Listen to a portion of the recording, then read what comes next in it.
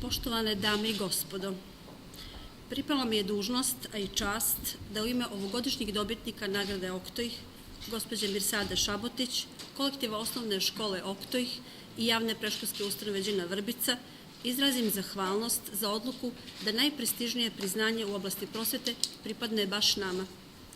Kao što u svakom dobro koncipiranom vaspitno-obrazovnom sistemu postoje karike koje su podjednako važne, tako smo danas i mi, kao odabrani i prepoznati predstavnici predškolskog, osnovnoškolskog i srednješkolskog obrazovanja, podjednako važni i ponosni. Mnogo smo radili, ali smo kroz rad i učili, što predstavlja dvostruku korist.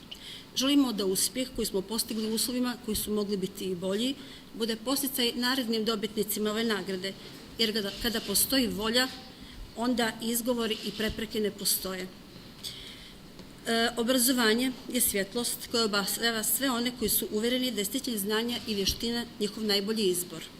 To je jedini i pravi način da doprinesu sopstvenom razvoju i boljem životu u našoj Crnoj Gori.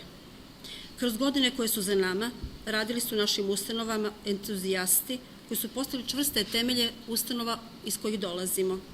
Posebnu zahvalnost dugujemo njima, kao i onima koji nadograđuju to neprocjenjivo nasleđe, jer budućnost je poklon koji nam daruje i prošlost i sadašnjost. Svi koji rade u prosveti na svim nivoima u prilici su da učestvuju u kreiranju ličnosti. Složit ćete se da je to poseban izazov, ali i velika odgovornost. Svakom od nas iz tog složenog procesa pripadaju posebni trenuci.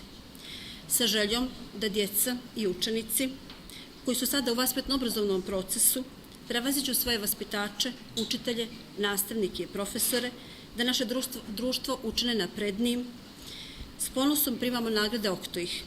One nas obavezuju na zahvalnost i čine nas neizmjerno srećnim i ponosnim. Ovom prilikom se u ime dobitnika zahvaljujemo roditeljima koji su na sve vrijeme bili dobri partneri u radu i pružili putokaz ka boljim rezultatima, kolegama koji su prepoznali naš rad i predložili nas za ovu prestižnu nagradu.